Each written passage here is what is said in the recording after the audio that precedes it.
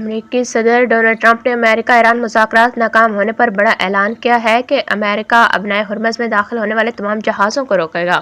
Donald Trump نے اپنے social media platform truth social پر اہم بیان جاری کیا ہے، جس میں انہوں نے کہا کہ ایران ابنائے ہرمز کھولنے کا وعدہ پورے کرنے میں ناکام رہا۔ اس وعدہ خلافی سے دنیا بھر میں بے چینی اور مشکلات پیدا ہوئیں۔ تہران نے سمندر میں بارودی سرنگیں بچھانے کا دعویٰ کیا، حالانکہ ایرانی بحریہ اور بارودی سرنگیں بچھانے والی کشتیاں تباہ ہو چکی ہیں۔ روسی صدر نے ایرانی صدر مسعود پزشکیان کو فون کر کے مشرق وسطیٰ کی صورتحال پر تبادلہ خیال کیا ہے۔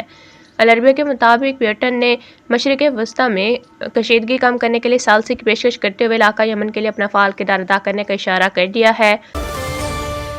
خانہ کعبہ کی معمول کے مطابق دیکھ بھال کے کام کا آغاز کیا گیا ہے۔ سعودی خبر رساں ادارے کی رپورٹ کے مطابق یہ اقدام بیت اللہ کے تعمیراتی عناصر کو محفوظ رکھنے اور اس کی مسلسل دیکھ بھال کے عمل کا حصہ ہے۔ ترک صدر رجب طیب ایردوان نے خبردار کیا ہے کہ ترکیہ قرہ باغ اور لیبیا کی طرح اسرائیل میں بھی مداخلت کر سکتا ہے۔ دی ٹیلی گراف کی رپورٹ کے مطابق ترک صدر رجب طیب ایردوان نے اسرائیل کے خلاف فوجی کارروائی کی دھمکی دیتے ہوئے تنبیہ کیا ہے کہ جیسے ہم لیبیا اور قرہ باغ میں داخل ہوئے ویسے ہی اسرائیل میں بھی جا سکتے ہیں۔